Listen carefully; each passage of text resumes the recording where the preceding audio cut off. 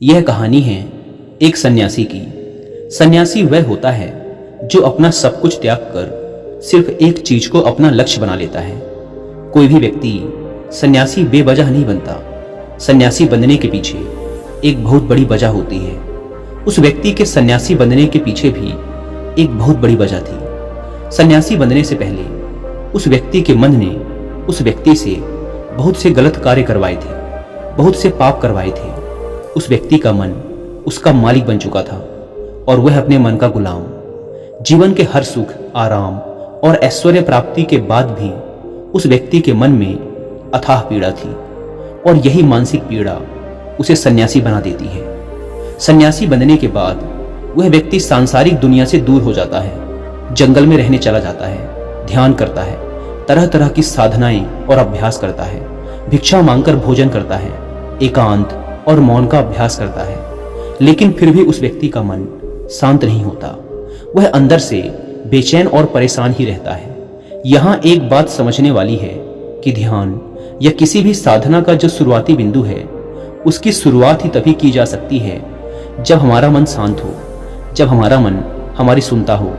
लेकिन उस सन्यासी का मन ना तो शांत था और ना ही उसकी सुन रहा था। उस सन्यासी के मन में यह बात गहराई से बैठती जा रही थी कि मन को वश में करना, मन पर काबू पाना असंभव है। लेकिन फिर एक दिन उस सन्यासी को एक व्यक्ति मिलता है जो ना तो कोई साधु सन्यासी होता है और ना ही कोई बुद्धिमान व्यक्ति। वह तो बस एक साधारण सा चारवाहा था जो उस जंगल में अपनी भेड़ों को चरा रहा था। वह चारवाहा उस सन्यासी के पास आकर उससे पूछता है, क्या मैं तुम्हारी कुछ मदद कर सकता हूँ? तुम बहुत परेशान लग रहे हो। मैं तुम्हें पिछले कई दिनों से देख रहा हूँ। तुम बहुत बेचैन रहते हो। अगर तुम चाहो तो मैं तुम्हारी सहायता कर सकता हूँ। चारवाहे की बात सुन सन्यासी कहता है, भला तुम क्या मेरी मदद कर सकते हो? तुम तो एक संसारी हो जो अपनी मोह माया में लिप्त रहता है। यह सुन वह चारवाहा उस सन्यासी से कहता है, मैं तुम्हारी मदद कर सकता हूँ। मैं मन को वश में करना जानता हूँ। सन्यासी चारवाहे के मुंह से यह बात सुन जोर से हंसता है और कहता है, क्या क्या कहा तुमने? तुम मन को वश में करना जानते हो? मैंने अपना सब कुछ त्याग दिया, आकर जंगल में रहने लगा। तब भी मैं अपने इस मन का गुलाम हूं और तुम कह रहे हो कि तुम इसे वश में कर सकते हो। वह चारवाहा कहता है, मन को वश में करने के लिए सभी वस्तुओं का त्याग करना आवश्यक नहीं है और ना ही जंगल में आकर रहना जरूरी है। बस एक चीज है जिसे छोड़ना सबसे जरूरी है। वह सन्यासी उस चारवाहे से पूछता है, और वह एक चीज क्या है? वह चारवाहा सन्यासी से कहता है, वह एक चीज है गलत जानकारी। आज तक हमारे भीतर जो भी जानकारी गई है उसी ने हमारे मन का निर्माण किया है। सन्यासी उस चारवाहे से पूछता है, परंतु वो कैसे? वह चारवाहा समझाते हुए कहता है, मान लो तुमने आज तक अपने जीवन में सेब का फल नहीं खाया, तुम्हें सेब के स्वाद के बारे में कुछ भी नहीं पता, तो क्या तुम्हारा मन कभी सेब खाने को कर सकता है? नहीं ना। इसीलिए हमारे मन का निर्माण जानकारी से होता है।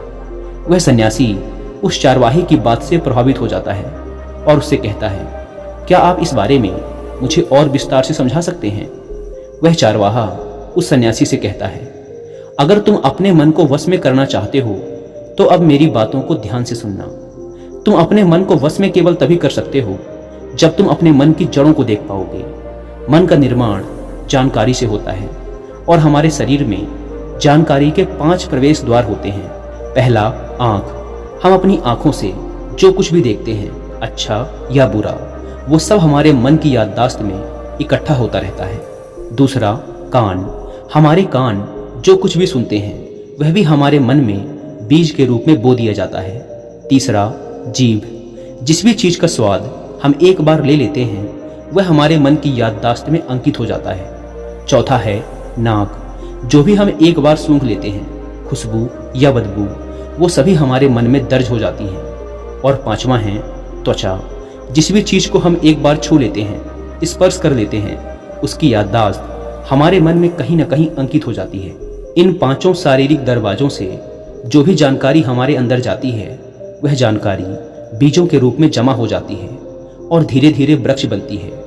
हमारा मन मिट्टी की तरह है जिसमें बीज बोए जाते हैं और हमारी बुद्धि बीज बोने वाले किसान की तरह है।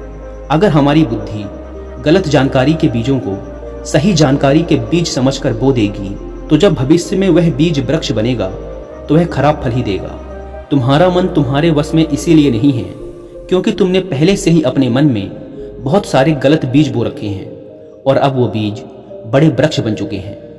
वह सन्यासी उस चारवाहे से पूछता है, तो अब मुझे क्या करना चाहिए, क्योंकि अब तक तो मैं बहुत सारे गलत बीज बो चुका हूं और जो बोए जा चुके हैं उन्हें वापस निकाल नहीं सकता। वह चारवाहा उस सन्यासी से कहता है, अब तक तुम अनजाने में गलत बीज बो रहे थे, लेकिन अब जानबूझकर सही बीज बोना आरंभ कर दो। भीतर अगर हजारों बीज गलत हैं तो क्या हुआ, अब से लाखों सही बीज बोने के लिए तैयार हो जाओ।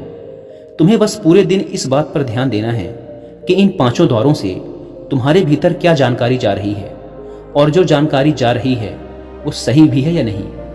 वह सन्यासी पूछता है, यह कब तक करना होगा। वह चारवाहा कहता है, पूरी जिंदगी भर। जिस प्रकार तुम हर दिन अपने पेट को अच्छा भोजन देते हो उसी प्रकार तुम्हें हर दिन अपने दिमाग को भी अच्छा भोजन देना है, यानी सही जानकारी और सही विचार।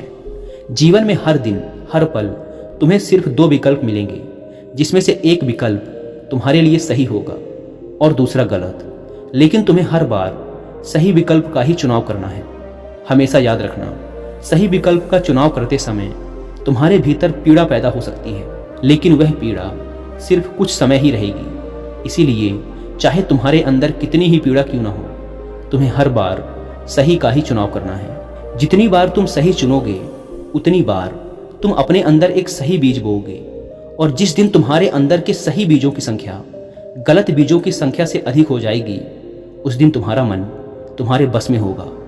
लेकिन उस दिन के लिए आज से, अभी से अपना प्रयास जारी रखना होगा। वह सन्यासी तो उस चारवाहे की बात को समझ जाता है, लेकिन क्या आप समझ पाए?